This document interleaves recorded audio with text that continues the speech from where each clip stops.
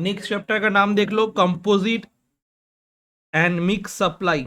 ठीक है, composite and mix supply. First यहाँ पे दिया हुआ है single nature supply. Single nature supply में क्या हो रहा है? No need to classification, it shall be categorized in respective nature of supply. No need, no need of classification, it shall be categorized in respective nature of supply, example watch sold। Next हो रहा है तुम्हारा bundle supply. Bundle supply में क्या हो रहा है?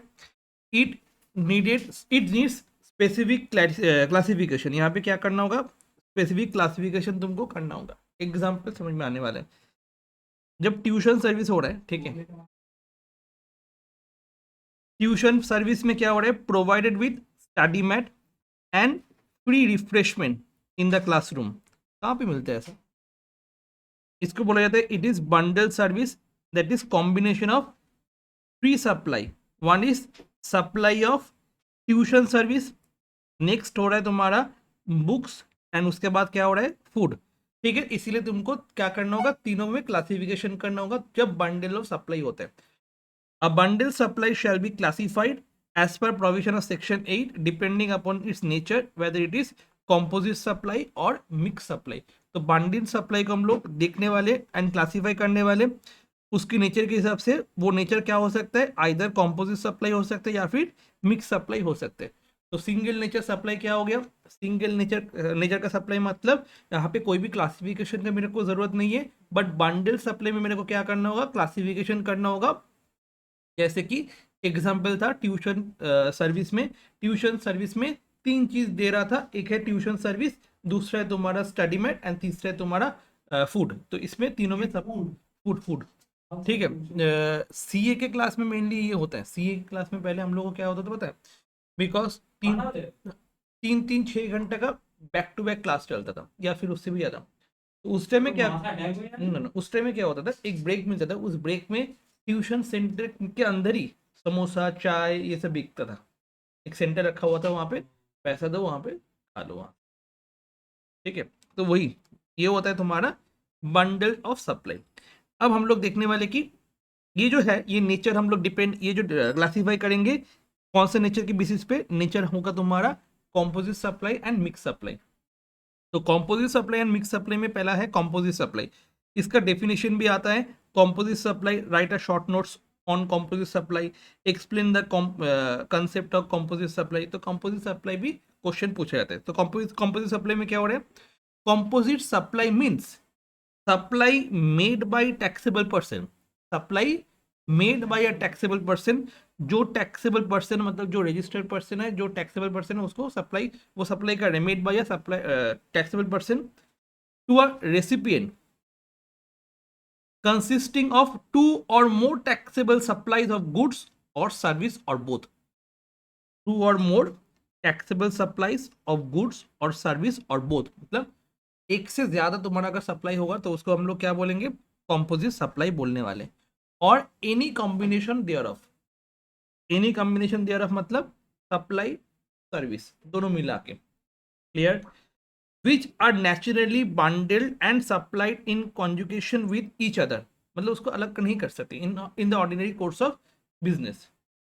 One of which is principal supply, one of which is principal supply. वो क्या है? तुम्हारा प्रिंसिपल सप्लाई है। तो यहाँ पे कंडीशन क्या क्या है? नंबर वन कंडीशन है तुम्हारा, नंबर वन ऊपर में जो डेफिनेशन है उसमें कंडीशन छुपा हुआ है। Number one, supply of two और मोर टैक्सेबल सप्लाई। सप्लाई क्या होगा? दो से या फिर दो से ज्यादा सप्लाई होने वाले, टैक्सेबल सप्लाई होने वाले। सेकेंड, इसको हम लोग एज अ बंडल में सेल करते हैं। क्लियर? गुड्स या फिर दैट इज गुड्स या फिर service usually provided together in normal course of business, they can not be separated. मतलब उसको सेपरेट कर ही नहीं सकते हम लोग। जैसे ट्यूशन सर्विस साथ साथ उसका स्टडी मटेरियल, कैसे उसको ये करेंगे? दोनों को अलग करेंगे नहीं कर पाएंगे ना। तो ये ट्यूशन सर्विस जो है ये सर्विस प्रोवाइड हो रहा है, और जो मैट दे रहे हैं हम लोग वो है goods. Clear? Next, one of the supply must be principal supply. उसमें से एक सप्लाई क्या है? प्रिंसिपल सप्लाई है, जैसे ट्यूशन पढ़ाना, ट्यूशन सर्विस, वो प्रिंसिपल सप्लाई हुआ। क्लियर, उसके साथ साथ तुम्हारा स्टडी मेटेरियल है। क्लियर, एक दूसरे को अलग नहीं कर सकते। डन। नेक्स्ट वन, जैसे हम लोग का ट्यूशन सर्विस में study material and food are 3 supplies bundled, tuition, food and books. Out of 3, tuition is principal supply. Tuition क्या है? Principal supply. Whereas study material that is books and food, वो क्या है? उसके साथ साथ तुम्हारा बंडल में आ रहा है, मेन सप्लाई के साथ बंडल में आ रहा है। तो इसको हम लोग क्या करेंगे? तुम्हारे hence it shall be classified under the category of supply of tuition services. Clear, समझ में आ गया कि नहीं आ गया? Next, tax liability will be the tax on the principal supply that is supply of goods. ठीक है, जो तुम्हारा प्रिंसिपल सप्लाई है उसके ऊपर तुम्हारा टैक्स चार्ज होने वाला है। Clear, okay done. তখন দেখো হবে না, মেইন সাপ্লাই ওটা তো সাবস্টিটিউট ওর সঙ্গে। ঠিক আছে, next one, mix supply. Mix supply क्या हो रहा है? जहाँ पे मिक्स्ड मतलब जैसे तुम्हारा 2 और more individual supply of goods और सर्विसेज। जैसे कोई ऑफिस में जा रहा है, उसके लिए क्या क्या हो गया? एक टाई, एक घड़ी, एक पर्स और एक पेन। वो अलग भी खरीद सकते हैं या फिर एक साथ में उसको खरीद सकते हैं, एंड उसको अलग अलग प्राइस में हम लोग बेच सकते हैं। तो 2 और मोर इंडिविजुअल सप्लाईज, 2 से 1 से ज़्यादा या फिर 2 से ज़्यादा इंडिविजुअल 2 से या फिर 2 से ज़्यादा इंडिविजुअल सप्लाई कर रहे हैं, और any combination thereof made in conjugation with each other by taxable person of for a single price where such supply does not constitute composite supply. इसको हम लोग क्या बोलेंगे? मिक्स सप्लाई बोलने वाले हैं। ठीक है, तो यहाँ पे comparative study of composite supply and mix supply में क्या है? Composite supply and mix supply में क्या है? फर्स्ट, यहाँ पे क्या होने वाला है? तुम्हारा गुड्स एंड सर्विस या फिर दोनों एक साथ तुम्हारा हम लोग देने वाले, दोनों के केस में सेम है। फिर one is pre dominated supply for the recipient.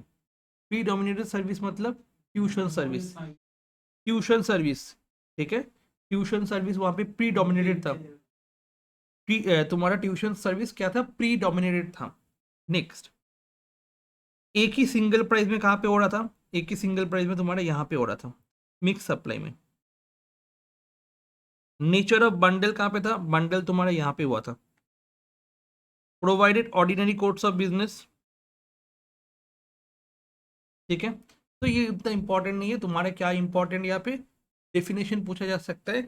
एक तो तुम्हारा डेफिनेशन पूछा जा सकता है कॉम्पोजिट सप्लाई का, एंड दूसरा तुम्हारा डेफिनेशन पूछा जा सकता है मिक्स सप्लाई का। Clear, wet cord treatment. Mixed supply compressing of 2 or more supplies shall be treated as supply of that particular supply which attracts a higher tax rate। जिसके ऊपर हायर टैक्स रेट होगा उसके ऊपर तुम्हारा tax charge होने वाले। वहां पे प्रिंसिपल सप्लाई के ऊपर टैक्स चार्ज होता था, कंपोजिट सप्लाई में किसके ऊपर चार्ज होता था? Tax charge on principal supply.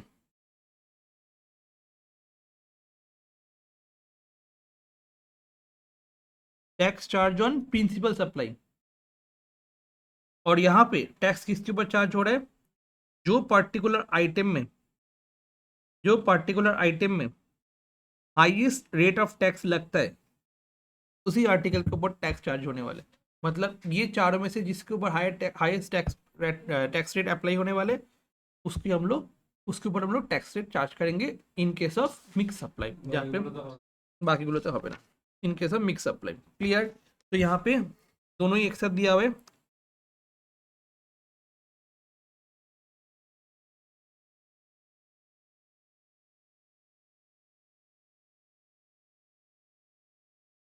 कहाँ पे टैक्स चार्ज होगा? प्रिंसिपल सप्लाई के ऊपर टैक्स रेट चार्ज होगा, जहाँ पे अप्लाई होता है हाईएस्ट टैक्स रेट उसके ऊपर तुम्हारा चार्ज होने वाले, जहाँ पे तुम्हारा मिक्स सप्लाई। ठीक है, अब मिक्स सप्लाई से डेफिनेशन भी पूछा गया था बहुत बार। Write a short note on mix supply and its tax liability. Mix supply क्या होता था? What do you mean by mix supply? Clear, अच्छा एग्जाम्पल 1,